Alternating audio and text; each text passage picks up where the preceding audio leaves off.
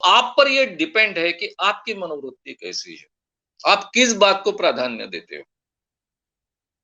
अगर आपको मार्क्स को प्राधान्य देना है, नॉलेज ठीक है मिलेगा यहां तक ठीक है, लेकिन मुझे मार्क्स अच्छे मिलने चाहिए, तो फिर आपको टोटली बैलेंस करना पड़ेगा।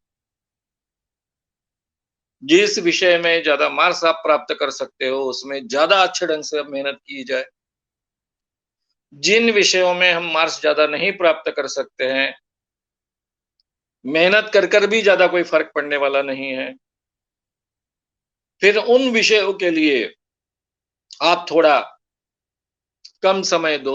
इस ढंग से आपको प्रैक्टिकली अरेंज करना पड़ेगा, जैसे साइंस के स्टूडेंट करते हैं। श्याम मानव चैनल को आपका समर्थन देने के लिए चैनल को जरूर सब्सक्राइब करें। चैनल के नोटिफिकेशन पाने के लिए बेल आइकन भी दबाएं। मोहित जो निमोनिक्स का कोर्स कर रहे हैं, उनका सवाल है कि एक दिन में एक ही सब्जेक्ट की पढ़ाई करनी चाहिए या अलग-अलग सब्जेक्ट्स की, ज्यादा सब्जेक्ट्स की पढ़ाई करनी चाहिए? ये आपकी आवश्यकता क्या है, उसके अनुसार आपको तय करना पड़ेगा। उदाहरण के तौर पर अगर आप ऐसा कोई कोर्स कर रहे हैं कि जिसके लिए अलग-अलग ज्यादा सब्जेक्ट्स ही नहीं, इकोनॉमिक्स में समझो आप एमए कर रहे हो या फिर साइकोलॉजी में एमए कर रहे हो, तो करीबन सब्जेक्ट एक ही होता है, उसके अलग-अलग हिस्से हो सकते हैं। अगर आप मैट्रिक में हो तो डिफरेंट सब्जेक्ट्स हो गए एकदम से। तो आपकी आवश्यकता क्या है, उसके अनुसार आपको तय करना पड़ेगा।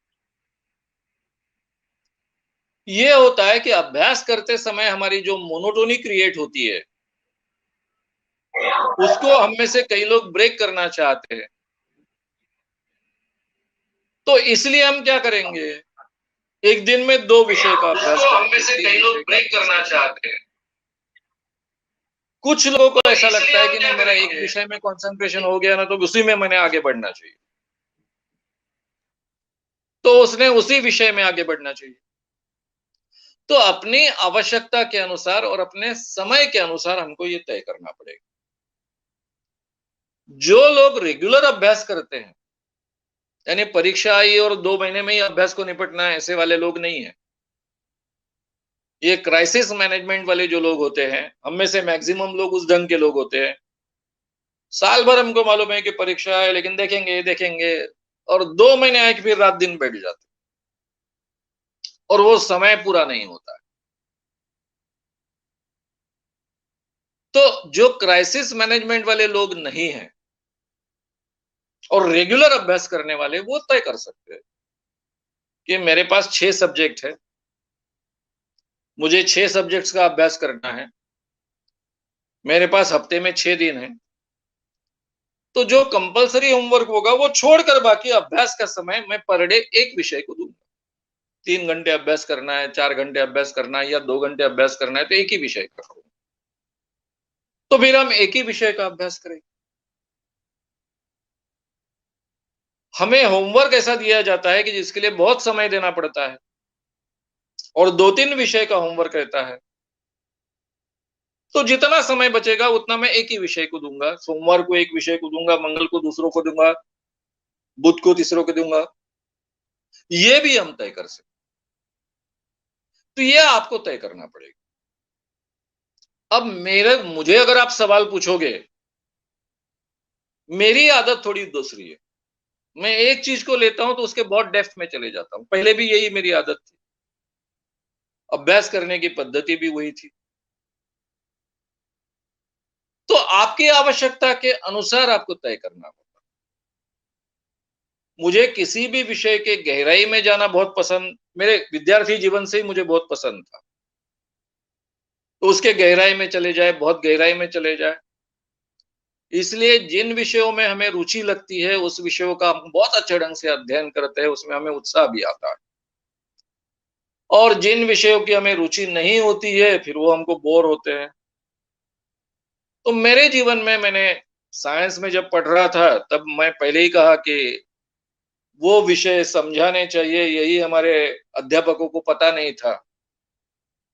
इसलिए उसमें कभी रुचि निर्माण नहीं हुई। और बाद में जब मेरी विषयों में रुचि निर्माण हुई, तब तो जितना कोर्स होता था उससे बहुत ज्यादा कुछ पढ़ता था। तो आप पर ये डिपेंड है कि आपकी मनोवृत्ति कैसी है, आप किस बात को प्राधान्य देते हो। अगर आपको मार्क्स को प्राधान्य देना है, नॉलेज ठीक है मिलेगा यहां तक ठीक है, लेकिन मुझे मार्क्स अच्छे मिलने चाहिए, तो फिर आपको टोटली बैलेंस करना पड़ेगा। जिस विषय में ज्यादा मार्क्स आप प्राप्त कर सकते हो उसमें ज्यादा अच्छे ढंग से मेहनत की जाए। जिन विषयों में हम मार्क्स ज्यादा नहीं प्राप्त कर सकते हैं, मेहनत कर भी ज्यादा कोई फर्क पड़ने वाला नहीं है, फिर उन विषयों के लिए आप थोड़ा कम समय दो। इस ढंग से आपको प्रैक्टिकली अरेंज करना पड़ेगा, जैसे साइंस के स्टूडेंट करते हैं।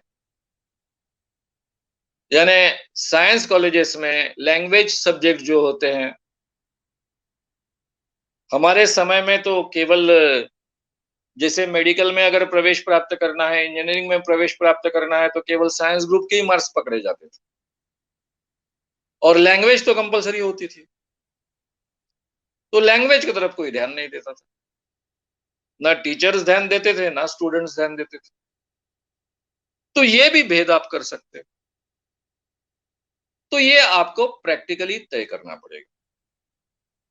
लेकिन बढ़िया चीज क्या है कि 15 मिनट इस विषय का अभ्यास करना, 15 मिनट उस विषय का अभ्यास करना, ऐसे आप अगर विषय को तोड़-तोड़ कर उपयोग करोगे, तो एक भी विषय में आप ठीक ढंग से कॉन्संट्रेट नहीं कर पाओगे। तो कम से कम आपको एक विषय के अध्ययन के लिए 1 घंटा देने आना चाहिए। तो इस ढंग से अगर आप पूरा अपने हफ्ते भर का टाइम टेबल मैनेज करोगे, तो वो ज्यादा आउटपुट देने वाला होगा। इतना ही मैं अभी यहाँ कह सकता हूँ। और मैंने रेगुलर स्टडी करने के लिए आपको कहा है। ये जो क्राइसिस मैनेजमेंट की हमारी प्रवृत्ति होती है कि अभी प्यास लगी और फिर हम कुआं खोदना शुरू करते हैं, ये ये जो हमारी मनोवृत्ति है वो बहुत अच्छी नहीं है। इसलिए पहले से हमको साल भर तैयारी करनी है। इसीलिए टाइम टेबल बनाएं और हर सब्जेक्ट के लिए 1-1 घंटा अगर विषय निकालें। मैं कॉलेज के विद्यार्थियों के लिए कह रहा हूँ। स्कूल के विद्यार्थियों के लिए समय 1 घंटा नहीं, आधा घंटा निकालना पड़ेगा हर विषय का। तो इस ढंग से अगर हम निकालेंगे तो ज्यादा अच्छे ढंग से कंसंट्रेटेड अभ्यास कर पाएंगे। श्याम मानव चैनल को आपका समर्थन देने के लिए चैनल को जरूर सब्सक्राइब करें। चैनल के नोटिफिकेशन पाने के लिए बेल आइकन भी दबाएं।